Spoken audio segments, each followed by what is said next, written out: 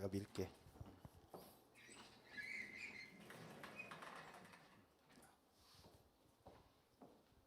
우리 교수님 앞으로 보실 때에 우리 힘차게 박수하면서 앞으로 보시도록 하겠습니다.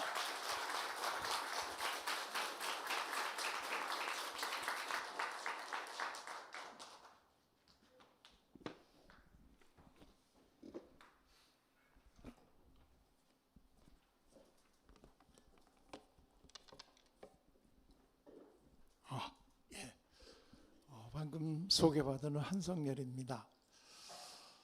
제가 1년에 한 5, 60개 교회를 방문을 합니다.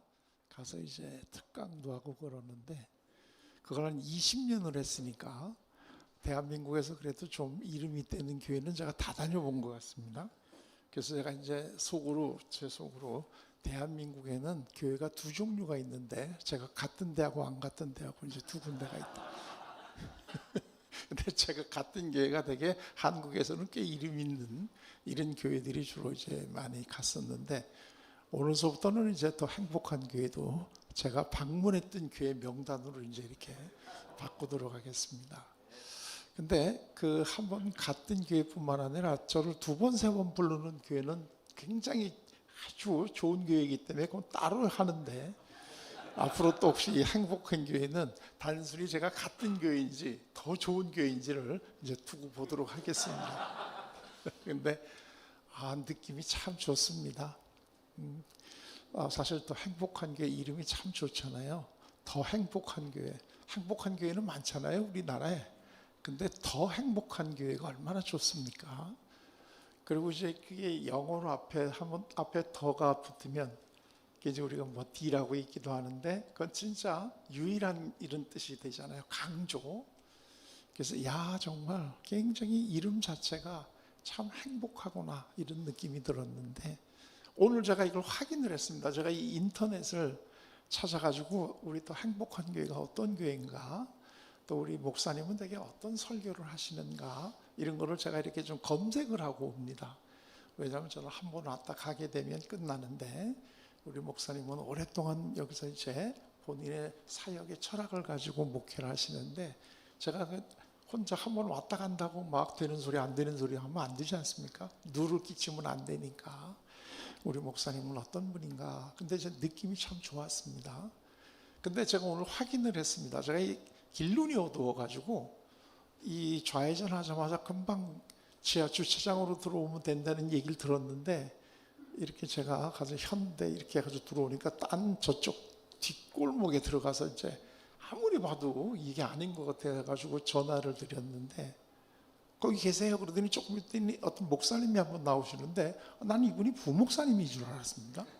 왜냐면 주일에 지금 예배를 드리는데 넥타이 메고 되게 정장하고 되게 이렇게 우리가 예배를 보지 않습니까? 근데 지금 이 모습으로 나타나셔가지고 저분 부목사님인가 그러고 조금 있다가 그러면 우리 또 다른 목사님이 오시는지 하여튼 어느 분이 오셔가지고 이제 제 차를 하던데 그분은 넥타이를 딱 메고 정장을 하고 이분 내가 인터넷에서 본 분보다는 참 젊다 나는 담임 목사님이 이런 줄 알았는데 우리 목사님이 이런 아주 편한 모습으로 있고 여러분들도 지금 예배 드리는 게 아주 편한 자리에서 있어서 정말 또 행복한 교회구나 하는 그런 느낌이 들었습니다.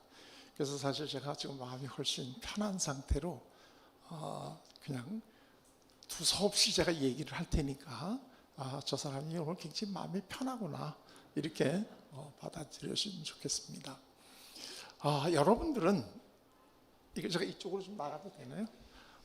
여러분들은 다 이제 우리가 예수님을 믿지 않습니까? 그리고 오늘 우리 또 찬양에도 주여 주여 뭐 주님만 이런 얘기를 우리가 많이 합니다. 맞죠? 우리가 기독교인이라고 하는 것은 예수님을 우리 구주로 믿고 그분을 통해서만이 우리가 구원받을 수 있다는 이런 신앙을 고백한 이런 이 공동체니까 당연히 주님이 중요하죠. 근데 한 가지 그냥 제가 질문을 하고 시작을 하겠습니다. 여러분들한테는 예수님이 어떤 분이십니까? 이거 굉장히 너무나 당연한 질문인 것 같은데 또 따지고 보면 이거 그렇게 당연하지도 않습니다. 여기 혹시 지금 다들 이제 뭐 결혼도 하신 분도 있겠고 아직 뭐 안 하신 분도 있겠고 뭐 본인의 이 사정과 생각에 따라 다르실 텐데 혹시 결혼을 하신 분들 같으면 제 이야기를 한번 듣고 대답을 한번 해보실래요? 여러분들 배우자가 여러분들이 어떤 사람인가, 여러분이 어떤 마음을 가지고 살아가는지 정말 다 알고 있다고 생각이 드십니까? 그렇게 크게 얘기하면 곤란하지 않나? 근데 정말 우리는 솔직한 마음은 이렇게 남한테 얘기하면 좀 안 되는 얘기들이에요, 그죠? 이 분위기 따라서 어쩔 수 갑자기 놀래가지고 아니요 그랬는데 그거 그래요. 사실 이게 안 얘기하시는 분들은 이게 내 진심을 내가 얘기해야 되나 말아야 되나 좀 이렇게 눈치 보고 계시는 분인데 제가 내년에 결혼한 지 50년이 됩니다. 내년에 결혼한 지 50년이 되고 저희 그 아내는 대학교 때 만났고 그리고 지금까지 제가 하는 이 상담 일을 동역으로 계속 같이 하는 정말 그 아내라기보다는 아내이기도 하지만 친구이기도 하고 또 같이 나누는 동료이기도 하고 저는 이제 이렇게 살아가고 있는데 얼마 전에도 제 아내가 제가 무슨 얘기를 하니까 그런 얘기를 하더라고요. 당신은 50년 넘게 나를 알고 있으면서 내가 아직도 어떤 사람인지 몰라? 이렇게 얘기를 하더라고요. 그러니까 좀 약간 섭섭했나 봐요. 원래 그 의도를 잘 못 알아 내가 들으니까. 그러니까 저도 그 얘기를 듣고 나니까 약간 짜증이 나는 거예요. 그래서 당신은 내가 어떤 사람인가 다 알아? 이제 그러면서 서로 이제 티깍태깍 좀 했는데 그렇죠. 50년을 같이 살았는데도 저 사람이 정말 나를 잘 알고 있나? 하는 이런 느낌이 드는데 여러분들 예수님 한 번도 뵌 적도 없잖아요. 그리고 같이 지낸 적도 없고 그래서 우리가 사실은 예수님이 어떤 분인가 하는 거를 나는 다 알고 있다 이렇게 얘기하는 거는 사실은 좀 어폐가 있는 이런 이야기인 것 같아요. 그래도 우리가 예수님을 믿으려면 그리고 예수님과 인격적인 만남을 가지려면 그분은 어떤 분인가 하는 걸 우리 나름대로 이 마음속에 그분이 어떤 분이라는 걸 알아야지 그 예수님하고 우리가 같이 인격적인 관계를 맺지 않겠습니까? 그냥 막연히 하늘에 계신 분 이런 식으로 추상적으로 되면 대상하고 우리가 만나기가 굉장히 어렵지요. 그래서 이제 가끔 가다가 내 마음속에 있는 예수님은 어떤 모습의 예수님일까 하는 것을 한 번씩 이렇게 점검해 보는 것도 우리들의 신앙을 한번 생각해 보는 좋은 기회가 될 것 같아요. 근데 예수님이 어떤 분인가 하는 것을 제가 과문한 탓인지는 모르겠지만 제가 보기에는 이사야 선지자님이 아주 한 군데서 일목요연하게 설명을 해 주신 것 같아요. 사실 예수님이 어떤 분인가 하는 것은 신약 그 구약 창세기부터 신약 요한계시록까지 많이 뚜렷하게 아니면 암시적으로 이걸 얘기해 주고 계시잖아요. 근데 이걸 딱 이렇게 일목요연하게 처음에 소개해 주신 분이 저는 이사야 선지자님이라고 생각을 하는데 그 대목이 이사야서 9장 6절에 있는 대목입니다. 이거 우리 다 알고 있는 근데 그게 이제 앞으로 우리 가운데 한 어린아이가 태어나는데 양쪽 어깨에는 뭐 정사를 메었고 이제 이렇게 나가는 대목입니다. 근데 이게 이제 메시아가 어떤 분인가 하는 걸 소개하는 건데 그러면서 그 다음에 그의 이름은 우리 이제 개역개정 성경에는 그의 이름은 그리고 예수님에 대한 이제 소개가 나옵니다. 첫째가 뭐죠? 기묘자 모사, 둘째가 전능하신 하나님, 셋째가 영존하시는 아버지, 넷째가 평강의 왕. 이렇게 이제 이 소개를 해주시는데 이게 언뜻 보면 우리 성경에는 그 기묘자 모사가 다루 있는 것 같지만 사실 이건 같이 붙어 있어야 되는 겁니다. 그래서 기묘자이신 모사, 전능하신 하나님, 영존하시는 아버지, 평강의 왕. 이래야지 그 라임이 맞지 않습니까?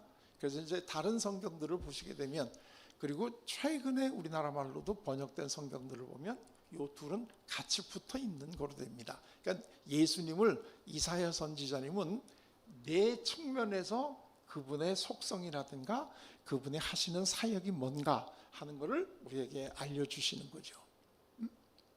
자, 그러면 제가 오늘 간단하게 여러분에게 그냥 질문 하나 하고 시작을 할게요. 여러분들은 이 네 예수님의 이 그 모습 중에 어느 예수님이 제일 좋으십니까? 물론 이 상황에서는 나는 다 좋아요 이러면 안 된다는 건 아시죠? 하나를 고르시라고 한다면 여러분은 어느 예수님을 고르시겠습니까?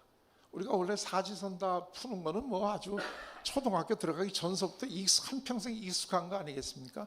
넷 중에 하나 고르시면 여러분은 어느 예수님이 좋으십니까? 뭐 여기라고 특히 다른 것 같지는 않습니다. 제가 한 2,000 교회를 가가지고 물어봐도 답은 똑같으니까. 우선 제일 많이 나오는 게 전능하신 하나님. 뭐 이건 아주 교회에서는 무조건 이건 정답이죠. 그 다음에 두 번째가 그 다음에 평강의 왕. 그 다음에 뭐 이제 아버지 뭐 이렇게 되는데 한번 여러분들 나는 그 네 예수님 중에 기묘자 이심 모사님이 제일 좋아요. 이렇게 생각하시는 분 손 한번 들어보실래요? 죄송하지만 우리 목사님은 좀 독특하다고 내가 아까 얘기했죠. 이 다른 분들은 거의 없으신 거예요. 이게 이 교회뿐만이 아니라 다 그래요. 그래서 저는 참 이게 굉장히 참 의아해요. 왜 우리나라 우리 그 교회에서는 예수님이 김묘자 모사라는 거에 대해서는 거의 이렇게 소개가 잘 안 돼 있고 우리 성도님들이 왜 우리 예수님이 김묘자 모사인 거에 대해서 그렇게 관심이 없으실까? 이게 내가 궁금한 건데 이게 왜 제가 궁금하다는 건 이제 아시겠죠? 저는 이 네 가지의 예수님 중에 김묘자 모사이신 예수님을 제가 제일 좋아해요. 그래서 그분을 내가 왜 좋아하는지 하는 것을 간단하게 그냥 설명해 드리고 여기에 대해서 좀 더 구체적으로 알고 싶은 분은 책을 사셔야 돼. 아까 우리 목사님이 대충 이 책은 사도 되고 안 사도 되는 책 같이 말씀하셔서 내가 섭섭했는데 이건 필독서예요. 그러니까 이거를 꼭 한번 사시고 한번 제 얘기가 맞나 안 맞나 한번 확인을 보세요. 근데 그건 여러 가지 이유가 있을 것 같아요. 이걸 쓰면 되죠. 근데 우리나라 말로 기묘자 모사 이게 좀 이상하잖아요. 근데 이게 영어 성경으로는 원더풀 카운슬러입니다.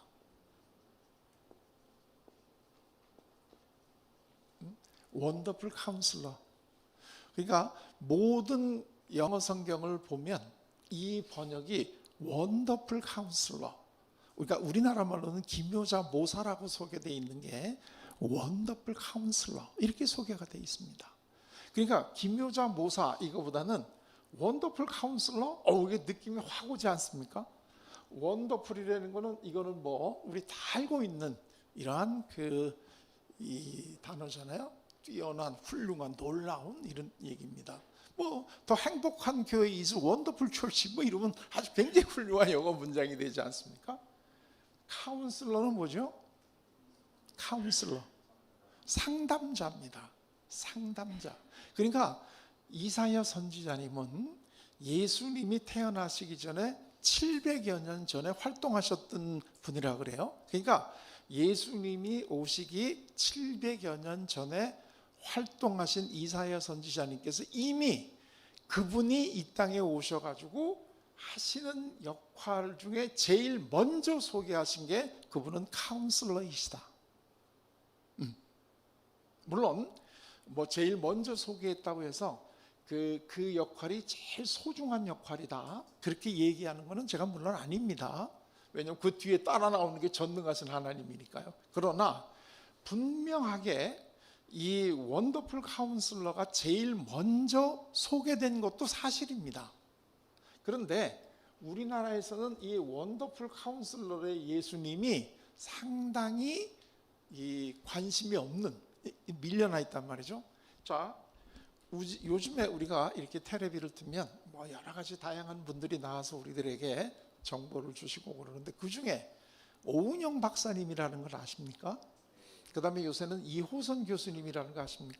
이 두 분이 하는 사역을 한 단어로 딱 압축해서 얘기하면 뭐가 됩니까?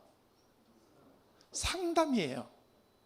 그 얘기는 뭐냐면 한국 사회가 요즘에 상담이 굉장히 필요로 한 사회다, 이런 뜻이에요. 그런데 이 상담의 원조가 누구예요? 이게 예수님이에요. 이 원조가 예수님이에요. 그런데 정작 이 예수님을 주인으로 모시고 있는 교회에서 이 상담자이신 예수님에 대해서는 관심이 덜 하시다는 거예요. 이 안산 이쪽에는 제가 잘 지리를 몰라요, 죄송하지만. 근데 여기도 아마 같은 업종의 음식점이 있다면 뭐 원조, 진짜 원조, 뭐 원조를 가리킨 원조, 뭐 이렇게 원조 논쟁을 많이 하지 않습니까? 그런데 사실은 상담의 원조는 예수님인데 왜 이 예수님을 우리가 그 원조로 자랑을 하지 않을까요? 내가 이게 굉장히 궁금하다는 거예요. 그래서 오늘부터 여러분들은 예수님을 상담자이시구나 하는 측면에서 좀 받아들여 주시게 되면 굉장히 여러분의 삶이 좋아질 거다라고 제가 감히 말씀을 드릴 수 있어요. 왜냐하면 저는 한 30년 동안 심리학을 제가 전공했는데 그 중에서도 제 전공이 상담 심리학입니다. 한 30년 동안 제가 이런저런 그 장소나 여건에서 예수님의 상담을 흉내만 내더라도 많은 사람들이 정말 마음의 짐을 벗고 이 편하게 살아가는 것을 제가 직접 계속 30년 동안 경험을 하고 있거든요. 근데 정작 교회에서는 이거를 별로 관심이 없으시다, 이거예요. 그래서 저는 이 더 행복한 교회가 지금도 행복하지만 더 행복해지기 위해서는 예수님이 상담자라고 하는 사실도 조금 마음속에 담아두셨으면 좋겠다. 그리고 어려운 일이 있을 때마다 오은영 박사님이나 이호선 박사님의 강의를 듣지 말고 예수님에게 직접 상담을 받으시면 된다. 아니 원조한테 상담을 받으면 되지 왜 짝퉁들한테 돌아다니면서 돈을 끼고가 있습니까? 물론 저도 그 짝퉁 중에 하나가 들어가긴 하지만 아무리 제가 잘한다 그래도 예수님만큼이야 상담을 할 수가 있겠습니까? 근데 그 왜 예수님을 우리가 이 원더풀 카운슬을 모시고 있는데 그게 왜 우리가 상담을 안 받느냐 이거예요. 제가 좋아하는 찬송 중에 이게 제 그 아까 우리가 목사님이 말씀하신 가정사역 아카데미 예상 예수님은 상담자라고 하는 교육을 한 10여 년 동안을 했는데 그래서 저랑 같이 공부한 목사님들이 한 700여 명이 되시고 또 지금 공부하고 있는 또 사모님까지 한 100여 명, 한 800여 명이 전 세계에서 우리 강의를 듣고 있습니다. 저는 여러분들도 강의를 들으셨으면 참 좋겠습니다. 그게 이 안산에서 제가 있는 교육장으로 오실 것도 없고 저희 모든 강의는 다 비대면으로 동영상과 줌 강의를 하기 때문에 이걸 하는데 자 그런데 이 그 상담자가 그럼 우리 사회에 왜 필요하냐 하는 것을 더 행복해지기 위해서는 우리가 어떻게 해야 되는가 하는 것을 알려드리겠는데 그 우리 예상에서 매번 이 개강 예배나 종강 예배를 드릴 때 부르는 저희 찬송가가 있습니다. 그게 내 영혼이 은총 입어 중한지짐 벗고보니 이런 찬송이 있잖아요. 근데 그 후렴이 뭐죠? 주 예수와 동행하니 그 어디나 하늘나라. 참 저는 이 찬송이 참 다 명곡들이잖아요. 근데 그 중에서도 또 저는 이 찬송을 참 좋아합니다. 주 예수와 동행하면 그 어디나 하늘나라. 너무 좋지 않습니까? 근데 주 예수와 동행하면 왜 그 어디나 하늘나라일까요? 그건 뭐 우리가 예수님 믿으면 구원받고 뭐 다 이런 얘기 이런 거 우리가 하지만 저는 심리학을 공부한 사람인데 심리학을 공부한 사람은 추상적이고 규범적인 거를 하는 게 아니라 실생활에서 이 정말 예수님을 통해서 그 어디나 하늘나라를 맛보는 이러한 걸 어떻게 할 수 있을까를 공부하는 사람입니다.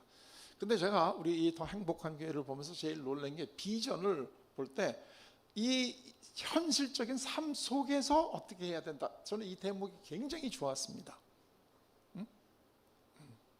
우리들의 실제적인 소위 here and now 오늘 바로 우리들의 이 삶 속에서 우리가 주 예수와 동행하면서 그 어디나 하늘나라를 맛봐야 되지 않겠습니까? 그러려고 한다면 왜 우리가 주 예수와 동행하면 우리는 하늘나라인가? 주 예수를 믿는 사람은 일반 믿지 않는 사람들이 겪는 어려운 고난이 안 옵니까? 절대 그렇지 않습니다. 일반 보통 사람들이 겪는 어려움을 다 겪습니다. 그리고 제가 만나본 목사님이나 사모님이나 신앙심이 좋은 평신도 지도자들은 더 심하게 겪는 분들이 많습니다. 왜냐하면 내가 이렇게 잘 믿으려고 노력하는데 뭐가 내가 혹시 잘못해서 이런 고난이 오지 않았을까 하는 이런 것 때문에 더 힘들어하는 분들을 저는 참 자주 봅니다. 그런데 왜 주 예수와 동행하면 그 어디나 하늘나라가 될 수 있을까요? 그걸 저는 오늘 여러분들에게 구체적으로 알려드리고 싶은 거예요. 왜냐하면 예수님이 원더풀 카운슬러이시기 때문에 우리가 힘들 때마다 예수님과 상담을 받으면 결국 우리는 이 세상이 그 어디나 하늘나라가 되는 거예요. 자, 그러면 예수님께서 원더풀 카운슬러이시니까 예수님이 해주시는, 본인이 해주시는 상담이 뭔가 하는 걸 우리에게 알려주시지 않았겠습니까? 그게 저는 오늘 읽은 우리 성경 말씀이라고 생각을 해요. 예수님의 상담 사역은 수고하고 무거운 짐진 자들은 다 내게로 오라. 내가 너희를 쉬게 하리라. 어떠십니까? 이 말씀을 이렇게 마음으로 한번 받아보시면 느낌이 어떠십니까? 수고하고 무거운 짐진 자들아 다 내게로 오라. 내가 너희를 쉬게 하리라. 이 전체 그 문장도 참 좋지만 여기서 제가 굉장히 좋아하는 단어 하나를 고르라고 하면 다. 수고하고 무거운 짐진 자들은 다 내게로 오라.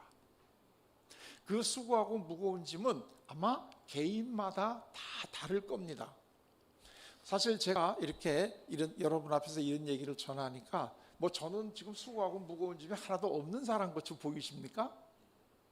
만약에 여러분들이 저를 볼 때 그렇게 보였다면 제가 굉장히 고등 사기꾼일 겁니다. 저도 제 나름대로는 수고하고 무거운 짐이 다 있습니다. 그렇지만 주 예수와 동행하기 때문에 그거를 이겨나가고 하늘나라에서 살으려고 노력을 하는 거죠.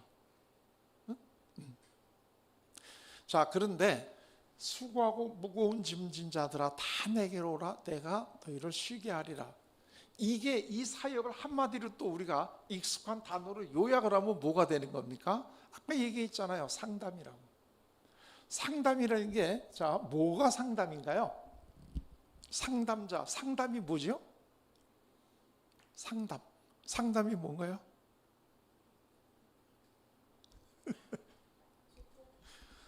괜히 앞에 앉았다가 자꾸 뭘 시키니까 기분 나쁘다 뭐 이런 표정으로.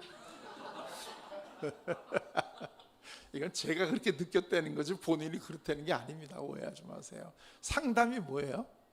알고 계시는 그냥 편하게 얘기하면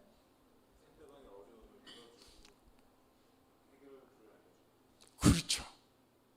그런데 이제 예수님이 그 일을 하시는데 앞에 원더풀까지 붙는다는 거니까 너무 좋죠. 그 상담이 뭔가 하는 거를 이렇게 다르게 한번 이해해 보려고 하면 왜 우리가 상담을 받아야 되는가 하는 게 이제 더 정확하게 나오는데요.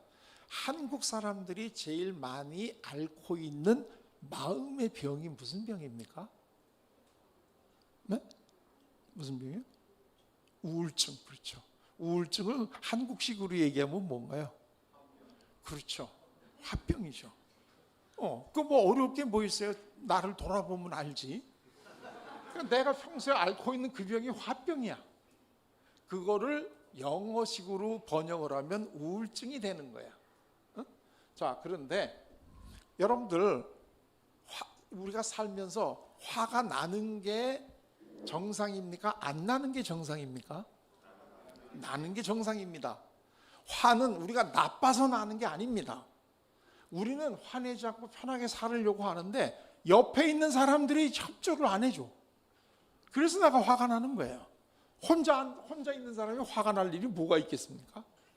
그런데 이렇게 화는 우리 삶에서 아주 자연스러운 거고 일상적인 건데, 중요한 거는 화가 났을 때 그 화를 어떻게 풀어야 되는지 하는 것을 가르쳐 주는 데가 없습니다.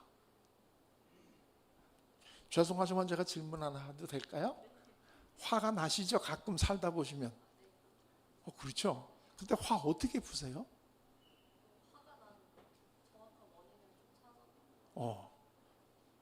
앉아서 혼자서 분석하고 내가 화가 좋습니다. 그럴 수 있어요. 자, 제가 다시 또 이쪽으로 한번 와볼까요? 여긴데 뭘 자꾸 딴 데로. 화가 나면 어떻게 푸십니까?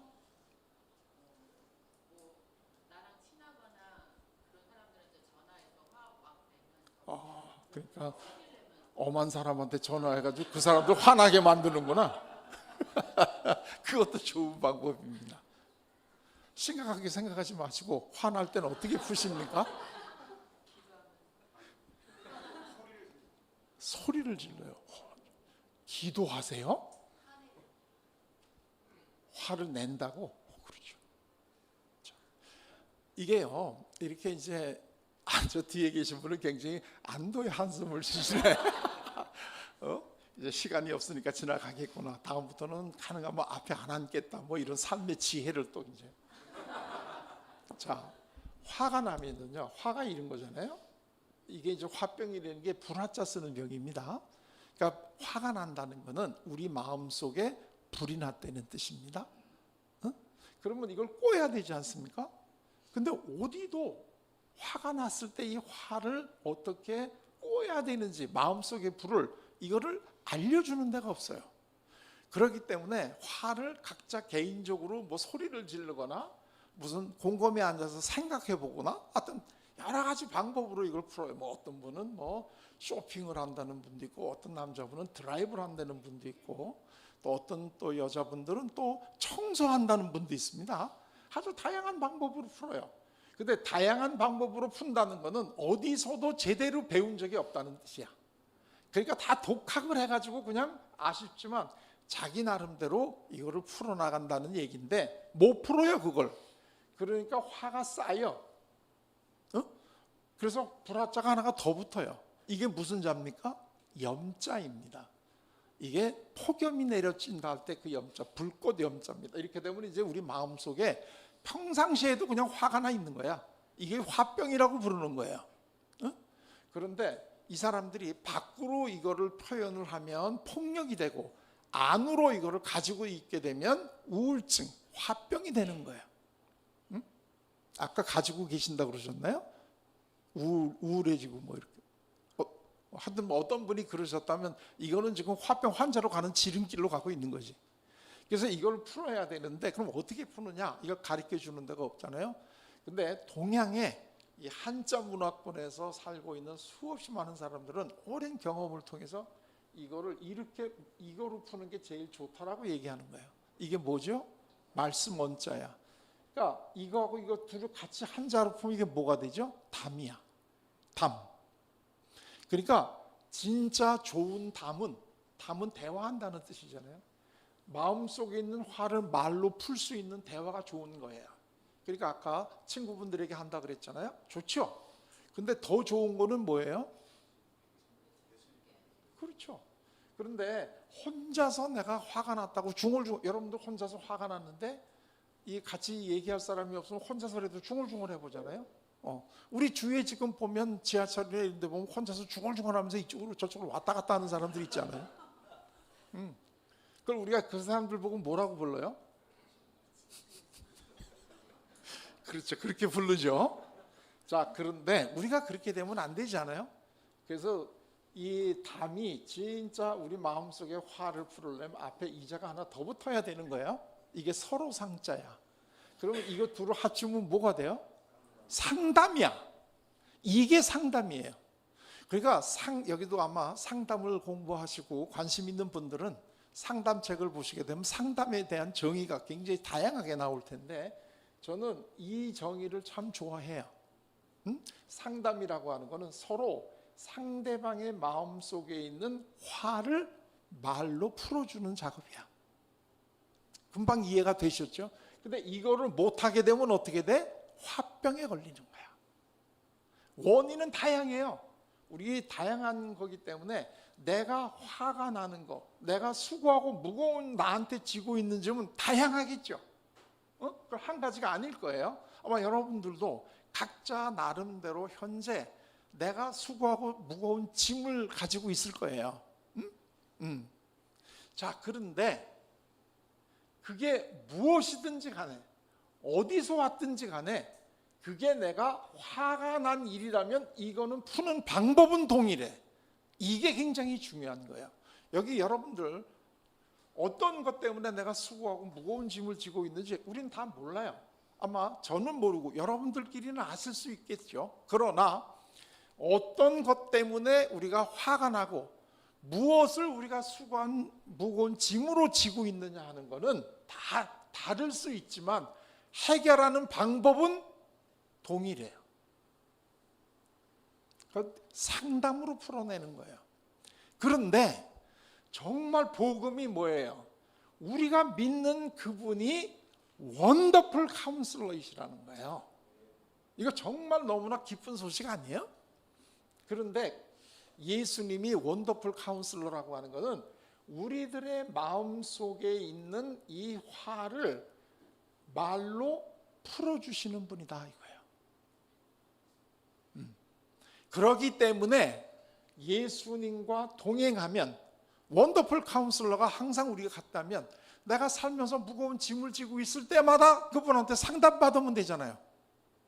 그러면 화가 풀리고 다시 편안한 마음으로 삶을 살 수 있기 때문에 주 예수와 동행하면 그 어디나 하늘나라가 되는 거 아니겠어요? 저는 이렇게 이해를 해요. 저는 이렇게 이해를 해요.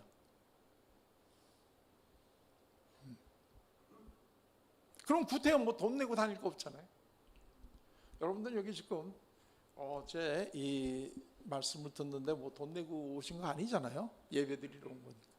근데 저를 제 상담실에서 만나려면 엄청 비쌉니다. 그러니까 우리 여기서 끝내자고요. 제 상담실에서 만나지 마. 그게 왜냐면 저는 돈 받고 하거든요. 아니 나도 돈 내고 배웠는데. 그런데 저하고 하려면 비싸죠. 약속해야 되죠. 제 상담실로 와야 되죠. 이 수고가 만만치 않거든요. 근데 이분은 언제 어디서나 우리가 부르기만 하면 언제든지 상담해줘. 왜냐면 옆에 항상 동행하니까. 야, 이런 분이 세상에 어디가 있어요? 그런데 정작 안타까운 거는 이분이 상담자이신 걸 모르기 때문에 엄한 데 가서 상담받고 다니지 이분한테는 상담을 잘 안 받아. 이렇게 얘기를 하면 많은 분들이 저는 어려울 때마다 상담 받습니다. 근데 그거는 간단하게 할 수 있어요. 여러분들이 예수님에게 정말 상담을 잘 받았다면 결과가 뭐로 나타나야 돼요? 그 어디는 하늘나라로 나타나야지. 근데 나는 내 나름대로 예수님하고 상담을 받았다고 하는데 나는 여전히 내가 수고하고 무거운 짐을 지고 있어. 그건 아직 상담을 제대로 못 받은 거예요. 그래서 이제부터는 이 예수님에게 어떻게 상담을 받아야 여러분들이 정말 마음의 짐을 내려놓고 쉴 수 있는가는 그 구체적인 방법을 알려드릴게요. 그걸 안 알려드리고 상담만 받으라고 가면 얼마나 여러분들이 화가 나겠어요. 진짜를 알려드리고 가야지. 자, 그런데 예수님께 상담을 받으려면 예수님이 상담자이시고 우리가 이제 상담의 용어로 한다면 우리가 뭐가 돼요? 내담자가 되는 거 아니에요? 그죠? 그럼 예수님이 상담자라는 건 예수님은 마음속에 화를 가지고 있는 사람은 누구예요? 그 우리잖아요. 내담자. 그럼 내담자가 예수님한테 와서 상담을 받으면 예수님이 우리 마음속에 있는 무거운 짐을 내려놓게 해주시겠다. 지금 이런 구도잖아요. 자, 그러면 여러분들이 내담자 입장에서 예수님한테 가서 상담을 받으셔야지. 그렇죠? 그럼 뭘 하셔야 돼? 제일 처음에 상담 받으러 와서는 뭘 얘기해야 돼요? 내가 뭐 때문에 수고하고 무거운 짐을 지고 있는지를 상담자한테 얘기를 해야 상담자가 도와줄 거 아니겠어요? 예를 들면 여러분들이 몸이 아파서 병원에 가셔가지고 의사 선생님이 어떻게 어디가 아프셔서 오셨나요? 이렇게 얘기할 때 의사를 가만히 보면서 당신이 알아맞혀 보세요. 뭐 이러면 그 의사가 어떻게 우리를 치료를 해주겠어요? 우리가 가지고 있는 아픈 게 뭔가 하는 거를 잘 알려줘야 되잖아요. 제가 어저께 토요일 날인데 저희 동네 그 병원에 다녀왔어요. 오늘 아침부터 여기 와서 강의를 해야 되는데 약간 제가 이 몸이 좀 불편해서 빨리 내가 이 더 행복한 교회 그래도 가능하면 좋은 컨디션으로 와야 된다 생각을 해서 이제 병원에 갔다 왔거든요. 그러니까 의사 선생님이 어떻게 오셨냐? 그래서 내가 지금 이러하다. 그랬더니 그럼 이런 건 안 그러십니까? 뭐 여기는 이렇게 다 자세히 진단을 하잖아요. 마찬가지입니다. 우리가 예수님에게 정말 상담을 받으려면 내가 지금 무엇 때문에 힘든가 하는 것을 알려줘야 되죠. 그래야 예수님이 상담을 해 주실 거 아니겠습니까? 예수님이 우리가 어디 무엇 때문에 힘든가 하는 것을 모르시는 분이 아닙니다. 모르시는 분이 아니에요. 그러나 우리가 솔직하게 그분에게 나는 이러이러한 것 때문에 힘듭니다 라고 하는 것을 알려주시는 데서부터 상담은 시작이 되는 거예요. 예를 들면 여기 부모님들 입장에서 자녀들이 지금 뭐 때문에 힘든지 알면서도 본인들이 와서 나한테 솔직히 얘기할 때까지 기다리시는 분들 계시지 않습니까? 마찬가지입니다. 예수님께 우리가 내가 이런 일을 힘들다는 것을 예수님이 몰라서 우리가 얘기해야 되는 게 아니고 알고 계시지만 그거를 우리가 알아야 됩니다. 이게 어디에 나오느냐 하면 요한계시록에 나오는 얘기인데 예수님은 지금도 우리 문 밖에서 우리를 찾고 계시죠. 그러면서 예수님이 안타깝게 우리들에게 호소하시지 않습니까? 내 음성을 듣고 문을 열어. 그리고 내가 안으로 들어가면 내가 너희들과 같이 식사를 하고 너희들도 나랑 같이 식사를 할 거다. 예수님은 우리가 문을 열지 않으신다고 못 들어오시는 분입니까? 아니에요. 그러나 예수님은 우리 문 밖에서 우리들이 문을 열고 예수님을 받아들이실 때까지 기다리고 계신다 이거예요 지금. 우리 다시 얘기하면 이 예수님은 우리가 예수님한테 와가지고 내가 무엇 때문에 힘들다라고 하는 것을 우리들에게 당신에게 알려주셔야지 도와줄 수 있으니까 그거를 나한테 얘기해라고 기다리고 계시다. 바로 우리 옆에서. 자, 그러면 뭘 얘기를 해야 되느냐? 여러분들 무슨 얘기를 주로 하셔야 됩니까? 이거를 우리에게 예수님에게 상담을 받으려면 어떻게 해야 된다는 것을 아주 정확하게 우리한테 보여주셨습니다. 그래서 그대로 하시면 되는데 예수님도 힘드실 때는 상담을 받으셨을까요? 안 받으셨을까요? 예수님도 힘들 때는 상담을 받으십니다. 그것도 자주 받으십니다. 그런데 예수님이 받는 상담은 누구에게 받는 상담입니까? 그거는 하나님께 받는 상담입니다. 그러니까 예수님이 하나님께 받는 상담의 형식은 뭐죠? 기도입니다. 기도도 하나님과 하는 대화입니다. 우리 인간끼리 하는 상담도 대화를 통해서 말을 해야 되지 않습니까? 말을. 그런데 상대가 누구냐? 우리는 예수님한테 하면 되고 예수님은 누구한테 하겠습니까? 하나님한테 합니다. 그래서 예수님도 힘들 때마다 기도를 하시는데 예수님이 제일 삶에서 힘들 때가 언제셨습니까? 그게 저는 겟세마네 동산에서 기도하실 때라고 봅니다. 내일 새벽에 나는 잡혀서 이제 죽고 내 제자들은 다 도망가는 이런 엄청난 사건을 내가 앞에다 두고 얼마나 예수님의 마음이 지금 괴롭겠습니까? 그래서 예수님이 겟세마네 동산에서 기도를 하시는데 그 앞에 무슨 이 표현이 있냐면 습관에 따라. 그러니까 예수님이 겟세마네 동산에 가서 기도하신 게 이번이 처음이 아닙니다. 습관에 따라. 그러니까 그게 꼭 겟세마네 동산은 아닐지라도 무리들이 예수님을 따라올 때는 무리를 떠나서 조용히 기도하시고 산에서. 왜? 본인이 힘드신 게 너무나 많거든요. 그분이 힘드신 이유는 우리가 힘든 거하고 또 다르겠죠. 그러나 그분도 인간 예수님으로서의 모습으로서는 힘든 게 많겠죠. 그러면 습관에 따라서 기도를 하시죠. 그래서 예수님이 기도를 하시는 것은 우리들에게 어떻게 기도를 해야 하나님으로부터 위로를 받을 수 있는가를 모범을 보여주셨습니다. 그게 겟세마네 동산의 기도입니다. 그런데 이게 딱 저한테 시간을 짧게 주신 이유가 제 책을 한 번 더 얘기할 수 있는 기회를 주십니다. 이게 자세하게 제 책에 나와 있습니다. 근데 간단하게 얘기하면 겟세마네 동산에 올라서 기도를 하지 않습니까? 근데 기도할 때 뭐라고 부르냐면 아바 아버지 이렇게 부르죠. 그 다음에는 뭐라고 기도를 하십니까? 첫 번째 기도. 그렇죠. 이 좀 복잡하게 성경은 써 있는데 이 앞대가리에 이 첫 번째 기도는 이 전반부 후반부로 나눠져 있는데 전반부는 간단하게 얘기하면 나 죽고 싶지 않아요. 이거예요.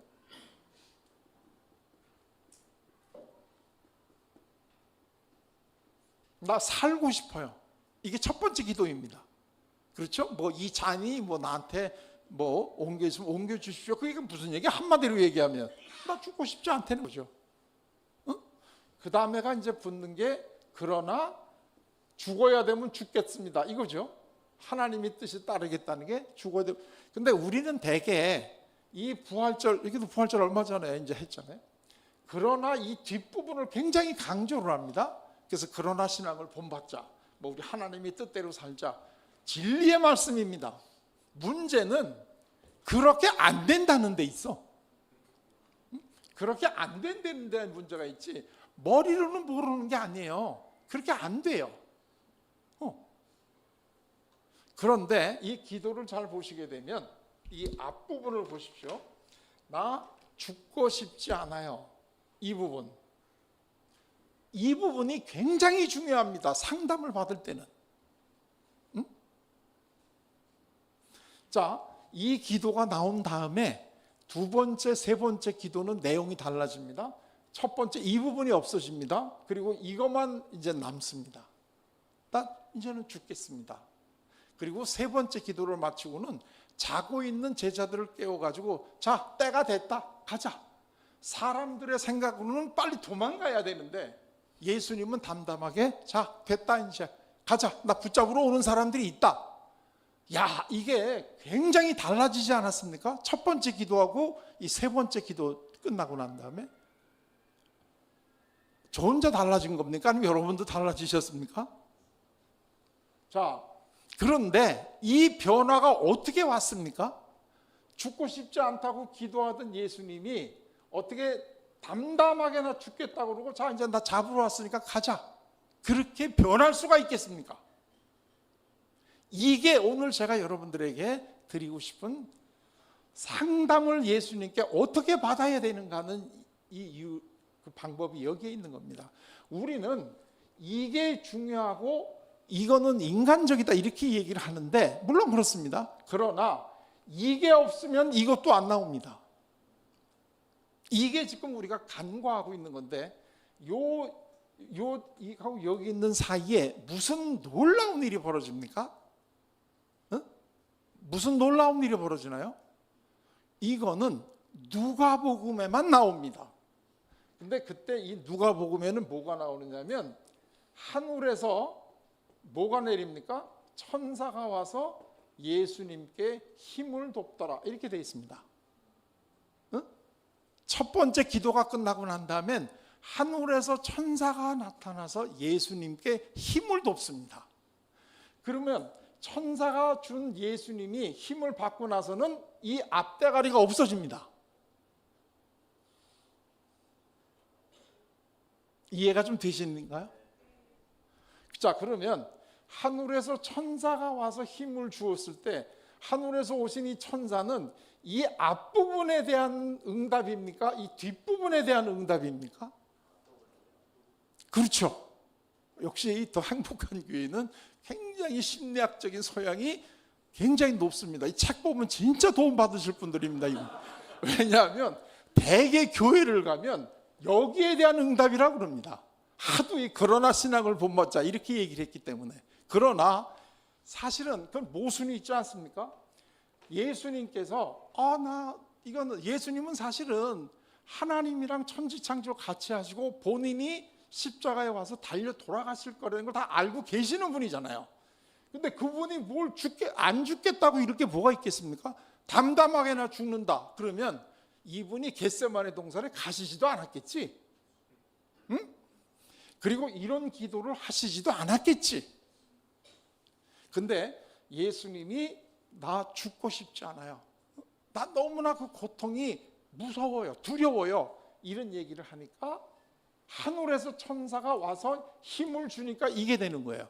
그러니까 우리가 궁극적으로 보게 되면 이렇게 사는 게 맞는데 이거는 나의 혼자 뜻으로 되는 게 아니라 하늘에서 천사가 와서 힘을 주어야만 우리가 그게 가능한 거예요. 그리고 천사를 불러야지. 그러려면 나 기꺼이 죽겠습니다. 그러는데 천사가 왜 오겠어요? 그분도 다 바쁜데. 안 죽겠다고 그러니까 너는 죽어야 되는데 안 죽겠다 그러면 되냐? 너 무섭구나. 그러면서 와서 힘을 주지 않았겠습니까? 이게 구약에 보게 되면 엘리야라는 분의 얘기도 또 나오는데 이 목사님이 저한테 아주 중요하게 45분까지 하더니 44분인데 한 5분만 제가 좀 더 해도 되겠습니까? 이게 나이가 들게 되면 이번이 여기가 마지막일지도 모르겠다 이런 느낌이 자꾸 들거든요. 그러니까 제가 5분만 목사님 쪽은 안 보고 여러분들만 5분만 더 해도 되겠습니까? 예, 고마워요. 자, 엘리야 선지자 여러분 아시죠? 그분이 엄청난 일을 하지 않았습니까? 갈멜산에서. 그 다음에 그 왕비가 죽이겠다고 그랬더니 도망가가지고 나중에는 너무나 지쳐가지고 동굴 속에 있다가 로뎀나무 밑에서 기도를 하잖아요. 근데 그 기도의 내용이 뭡니까? 나 죽이려는 거 아니에요? 나 이제 힘들어서 더 이상 못하겠는데 이렇게 큰 일까지 했는데 뭘 나를 이렇게 생명의 위협에 쪼달리게 이렇게 하고 있습니까? 나 이제 죽어도 좋습니다. 나 차라리 죽이세요 하고 로뎀나무 밑에서 기도를 하지 않습니까? 요새 그 교회 가면 카페가 있는데 되게 그 카페 이름을 로뎀나무라는 카페가 많은데 그 로뎀나무가 뭐 하는데요? 차라리 나 죽여 그 얘기하던 데가 로뎀나무 아니에요? 그랬는데 차라리 날 죽이세요. 난 이제 못하겠습니다. 그때 한 천사가 또 나타나죠. 그리고 쉬어 일단. 그리고 재우고 물 주고 음식 줘가지고 힘을 돋궈주잖아요. 그리고 난 다음에 엘리야는 자기가 해야 될 일을 완수하기 위해서 40일을 걸어가잖아요. 하나님은 우리에게 맡겨주신 이 소명을 다른 사람이 하는 걸 원하지 않고 우리가 못하겠다고 그러게 되면 천사를 내려보내서 우리를 도와주십니다. 이 천사는 정말 우리가 무슨 크리스마스 카드에 하얀 옷 입고 오는 이런 모습으로 오는 게 아니고 사람을 통해서 사건을 통해서 계속해서 하나님은 우리에게 힘을 주시는 천사를 보내주십니다. 우리가 그걸 천사로 받아들이고 못 받아들이느냐가 우리가 정말로 이 응답을 받느냐 못 받느냐의 차이가 있는 거죠. 자, 그런데 이게 뭐죠? 이거는 하나님께 우리가 예수님께 다양한 형식의 기도를 합니다. 예를 들게 되면 우리 오늘 굉장히 좋은 기도를 대표 기도를 해주셨잖아요. 그럴 때는 우리가 무슨 기도를 하는 형식이 있냐면 주기도문의 형식으로 합니다. 하늘에 계신 우리 아버지요, 이름을 거룩하게 하시며 아주 논리적이고 머리를 기도하는 나오잖아요. 근데 지금 예수님의 이 기도는 아주 개인적인 감정적인 기도입니다. 그러니까 하나님을 부르는 용어 자체가 달라집니다. 아바 아버지.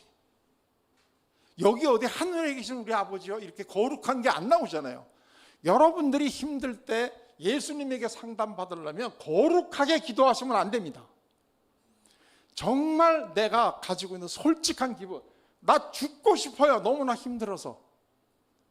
왜 나한테 이런 고난을 주십니까? 나 이거 아무리 내가 참고 하려고 해도 너무나 힘들어서 나 진짜 죽고 싶어요. 이런 기도가 나와야 하늘에서 천사가 온다 이런 얘기입니다. 하나님은 예수님은 우리의 마음을 다 알고 계시는 분이기 때문에 나 정말 너무 힘들어요. 나 이거 못하겠어요. 이런 식으로 기도를 드려야지 나에게 이 일을 감당할 수 있는 힘을 주세요. 이렇게 우아하게 해서는 절대 천사가 안 와. 응? 우리가 하는 기도의 대부분이 너무나 우아해. 응? 나 진짜 못 견디겠습니다. 정말 여기는 그런 분은 한 분도 안 계실 것 같아요, 표정이. 근데 다른 교회는 많아. 이게 제가 상담을 받아보게 되면 남편 때문에 힘들어하는 아내들이 많아요. 이제 그 상담을 받으러 온단 말이죠. 근데 대개 저한테 오는 분들의 반 이상은 기독교인들이에요. 기도를 많이 하는데 어떻게 기도를 하십니까? 그랬더니 하나님, 나 너무 지금 힘든데 내 남편을 사랑할 수 있는 힘을 주세요. 이렇게 기도를 한대요. 그렇게 해가지고는 하나님이 천사가 안 와. 그건 왜? 머리로 하는 기도거든, 이 뒷부분. 우리가 그렇게는 돼야 돼. 그거는 맞는데 이게 오기 전에 이거부터 와야 돼. 그럼 어떻게 해야 돼요? 아니, 하나님 당신이 맺어줬다고 그러는데 수없이 멀쩡하고 착한 남편 많은데 하필이면 이런 새끼 나한테 붙어져가지고 나 힘들게 하시. 나 진짜 죽고 싶은데 이걸 데리고 가든가 고쳐주시든가. 나 도저히 이건 못 살겠습니다. 이렇게 기도를 하셔야 된다는 거예요.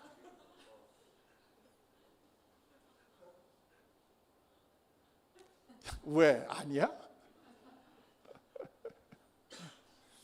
그래야 야, 이거 그냥 놔뒀더니 안 되겠구나. 그래서 천사가 와서 힘을 줘가지고 결국은 이쪽으로 가도록 이렇게 해서 순서가 있다는 거예요. 순서가.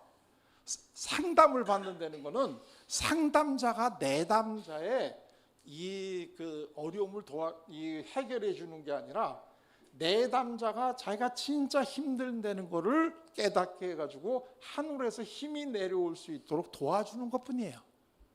정말 상담의 효과는 성령님이 하는 거야.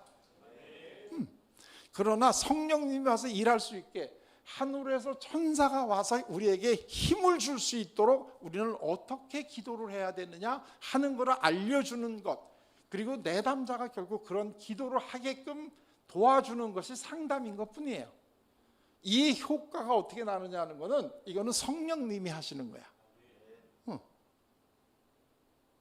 그러니까 너무나 우리 자녀 때문에, 우리 그 배우자 때문에, 또는 내가 좀 다른 어떤 이유 때문에 힘들어할 때 해결해 주세요. 뭐 자꾸 이런 식으로 기도를 하지 말고 나 진짜 죽고 싶어. 응? 그러면서 하나님하고 한번 붙는 거야. 나 죽일래 살릴래? 응? 나 이대로 너무나 힘들어서 내가 못 겪으니까 당신이 정말로 날 사랑한다면 날 살려줘야 돼. 그래야 하늘에서 천사가 와서 여러분에게 힘을 도와준다는 거예요.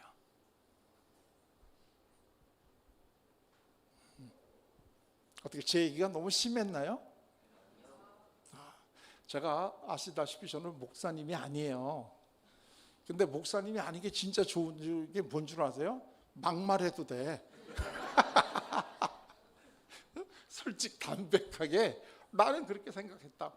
근데 시간이 있으면 제가 이런 거를 간증을 좀 하려고 그랬는데 이게 제가 5분만 좀 또 간증 한번 할까요? 5분 괜찮으세요? 내가 저쪽은 안 보고 제가 군대에 있는 동안에 자살을 하려고 그랬어요. 근데 그 자살할 이유가 제가 굉장히 사랑하던 이제 우리 그 여자친구가 있었고 양쪽 집에서도 전부 다 결혼하는 걸 인정을 해주고 저는 이제 3학년 1학기 때 군대를 갔다가 복학을 하면 결혼하고 이제 유학을 간다 이렇게 됐어요. 그런데 제가 이제 3학년 1학기를 마치고 근데 그 결혼할 그 친구가 우리 그 과의 클래스메이트였어요. 그러니까 우리 과는 다 알죠. 근데 제가 군대 갔다 복학한 어떤 제가 굉장히 신뢰했던 남자 선배한테 내가 군대 가 있는 동안에 우리 여자친구 잘 좀 옆에서 좀 도와주세요 이렇게 했단 말이죠. 벌써 이제 눈치 빠른 분들은 다 이해가 이 사건이 이제 어떻게 풀릴까 하는 건 눈치가 왔잖아. 자기도 당해보거나 그랬으니까. 근데 내가 그 사람한테 그렇게 했던 이유는 이분은 독실한 불교 신자인데 완전히 그 집은 불교 집안이에요. 그래가지고 그 동생은 이미 스님이고 아들이 둘인데 이분도 스님이 되려고 하는데 그 어머니가 너까지 스님 되면 우리 집 배가 끊기니까 너는 절대 안 돼. 그래서 이분이 자기 어머니를 안심시켜 드리려고 제가 승려 생활을 해요. 그러니까 옷은 멀쩡하게 입고 있지만 마음은 승려 생활을 한단 말이야. 그래서 내가 맡겼지. 근데 내가 군대 가가지고 1년도 안 되는 이 사이에 둘이 결혼을 한다네. 나는 저 최전방 임진강 너머에서 이 밤에 잘라 그러면 저쪽에서 오빠 넘어오세요 수령님 품으로 막 이게 생각이 들거든요. 여기 임진강 가서 하고 있는데 미치겠더라고요. 제가 그래도 명색이 목사 아들로 어렸을 때부터 모태신앙에다가 교회에서 자라가지고 나름대로는 신앙생활 잘하겠다고 한다고 생각하는데 이 하나님이 골목 중요할 때마다 나를 막으시네. 근데 이것도 똑같은 거예요. 너무나 내가 이게 견디기 어려운 거예요. 그래서 제가 어느 날 밤엔 도저히 못 견. 여자친구 하나 배반했다는 건 또 참았는데 그걸 내가 믿었던 남자하고도 둘이 한다니 이건 도저히 못 견디겠는 거예요. 그래서 칠흑같이 어두운 밤에 소주를 엄청 먹고 취했어요. 취해가지고 저희가 있던 데서부터 그 임진강 변이 한 300m 가면 임진강이에요. 거기 비실비실하고 취해가지고 흔들흔들하면서 임진강에 가갔는데 임진강은 4월 초에는 이렇게 얼음이 둥둥 이렇게 떠내려옵니다. 그래서 내가 그 얼음을 통통 밟고 저쪽으로 넘어갔어요. 왜냐하면 이게 미끄러져서 죽으라는 거지. 근데 넘어갔는데 안 미끄러지는 거예요. 이게 정신 차리고 해도 미끄러질 텐데. 그게 다시 왔어요. 이제 가다가 죽겠거니.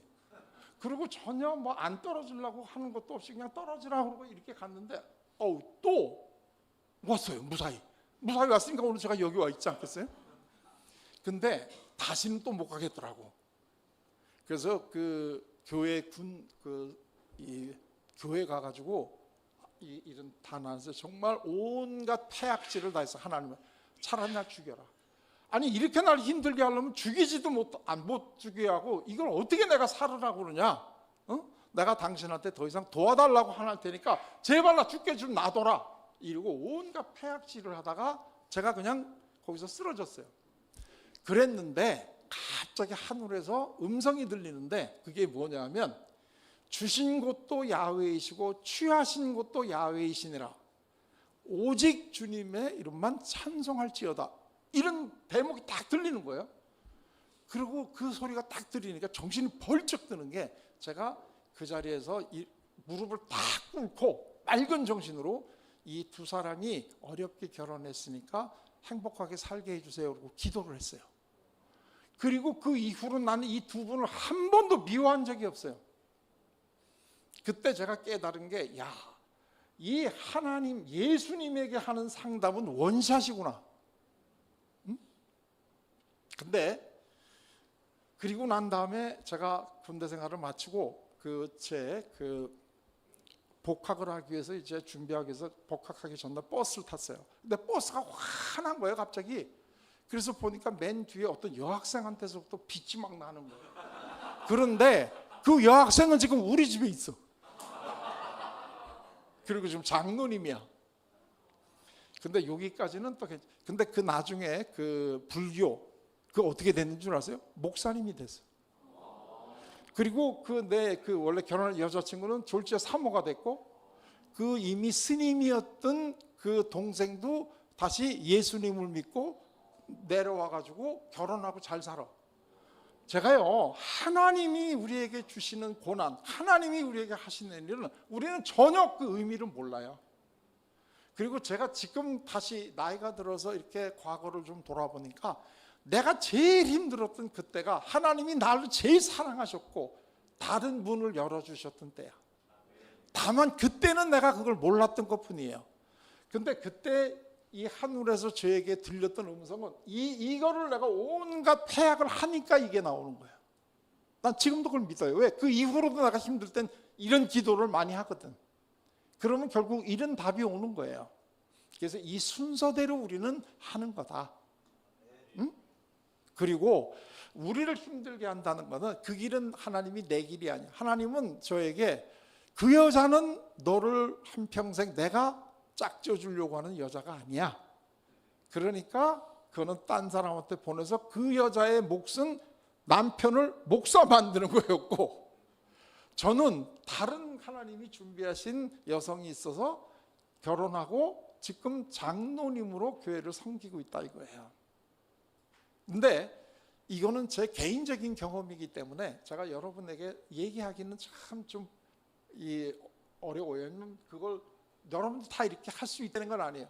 하나님이 보내주시는 천사는 여러 가지 모습으로 온다고 저는 봐요. 그러니까 여러분들도 여러분이 모든 걸 오는데, 그 대신 하나님의 천사라 이거를 우리가 받아들이려면 성경 말씀을 알고 계셔야 돼요. 나는 그때 사실 그 얘기가 욥기에 나온다는 것도 몰랐어요. 근데 하도 이게 생생하게 들리기 때문에 나중에 제가 정신 차리고 이거를 찾아보니까 그게 욥기 1장 마지막 부분에 나오는 얘기예요. 야, 그래서 제가 정말 하나님이 우리를 사랑하시는 방법은 다양한 방법으로 되는데, 그러나 우리가 그때는 굉장히 화가 나고 힘들고 짜증나. 그럴 때는 하나님한테, 예수님한테 상담을 받아서, 상담은 내 감정을 드러내야 되는 거예요. 드러내면 하늘에서 오는 힘이 온다. 다양한 방법으로. 그걸 여러분들이 믿으시고 주 예수와 동행하면서 그 어디는 하늘나라를 맛보고 사시기를 바랍니다. 네, 이거 책에 다 있어요. 자, 제 얘기는 이걸로 마치도록 하겠습니다.